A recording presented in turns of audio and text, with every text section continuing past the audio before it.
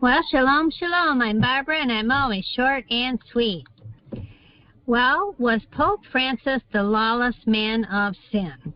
I know he's praised by everybody now that he's passed. He passed away April 21, just last week, 2025. And all the world leaders went and paid tribute to him from all over the world and mourned for him. Faith groups mourned the death of Pope Francis, and even Jews and Muslims and Buddhists, even though at one point he had stated that the Torah does not give life to the Jews. So what we're talking about here is the verse in Second Thessalonians 2, 3 through 4. And you can read it yourself.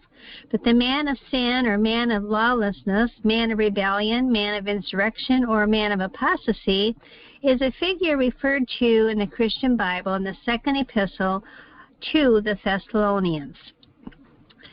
And so today we're going to talk about some of the things that Pope Francis stood for that does not go along with the law or the Bible or Torah. What does Pope Francis say about homosexuality? And what does the Bible say? Well, Pope Francis says laws that criminalize homosexuality are unjust. And he also said God loves all his children just as they are. But Revelation 22, 14 through 15 says that homosexuals will be outside the gates of the New Jerusalem, outside of the tree of life. And also Leviticus 18 says you shall not lie with a male as with a woman, that it is an abomination. Pope Francis practiced idol worship and paganism. And Exodus 20 and Leviticus 26 say to have no other gods before you. Do not bow down to them. Do not make images. And here Pope Francis says, let us invoke Mary's intercession. May she help us to open up to God's surprises. So praying to Mary. And he bows to Mary, which is an idol. And why does the Pope burn incense to the Queen of Heaven? Oh, and by the way, each one of these pictures basically are YouTubes that I've already done about Pope Francis. So I hope you'll go and look them up. These are just the title pages for each one of these YouTubes. And the link is on each picture here, and I'll leave it below. In Jeremiah 44 talks about the women burning incense to the Queen of Heaven. Also, weeping for Tammuz is really the 40 days of Lent. It all comes from Ezekiel 8:14. And I hope you'll go watch these videos about each topic.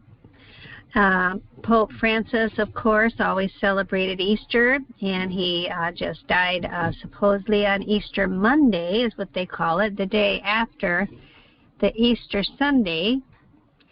The Catholic Eucharist is a ritual to Baal.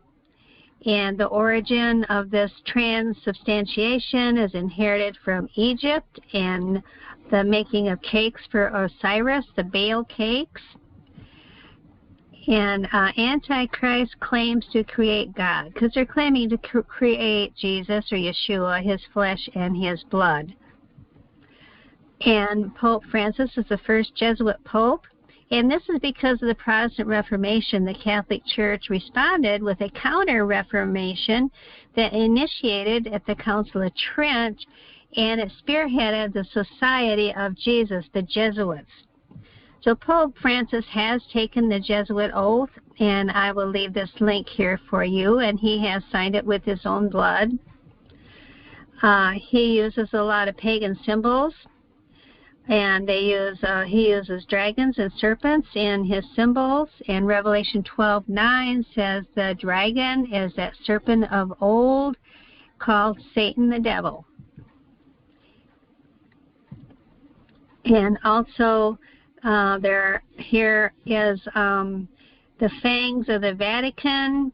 And it's in Pope Paul VI's audience hall.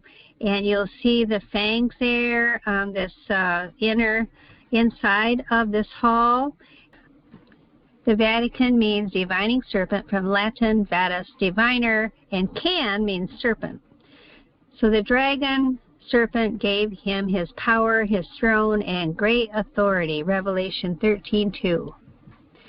Also, what is a solar wheel? It's a pagan sun symbol. So a lot of sun symbols are used by Pope Francis and the Catholic Church. Why do people kiss the Pope's ring? It's known as the fisherman's ring. And who made the cross a symbol of Christianity? Why does the Pope's staff have a pine cone symbol? Why did the Pope carry a sorceress ritual staff? Why does the Pope wear the pagan cap of Sybil on his head? Why is the Pope's hat shaped like a fish? Dagon, the fish god, wore one just like this. And why does the Pope claim to be God? So in Second Thessalonians 2, it says, "Let no one deceive you by any means, for that day will come, and there will be the falling away first, and he will oppose things that are of Yah, and sits and worships in the temple of Yah." So we are remembering Pope Francis. Revelation 13:3-18 says, "And I saw one of his heads as it were wounded to death, and his deadly wound was healed, and all the world wandered after the beast." Revelation 14:12 says, "Here is the patience of the saints. Here are those who keep the commandments of Yah and the faith of Yeshua." So they are not lawless. They are keeping the commandments, and the commandments tell you about the love of Yah. And Yeshua said, "If you love me, keep my commandments." So here we go again with Revelation 18:4. "I heard a voice saying, 'Come out of her, my people.'" So Hosea 4:6 says, "My people are destroyed for lack of knowledge." So please like, if this is a blessing to you, please share it with your friends that love Yeshua. And remember to come out of her. Maybe you didn't know all these pagan symbols and all what everything stands for that Pope Francis stood for. So remember, I'm short and sweet, and I'll see you back next time, Yah willing.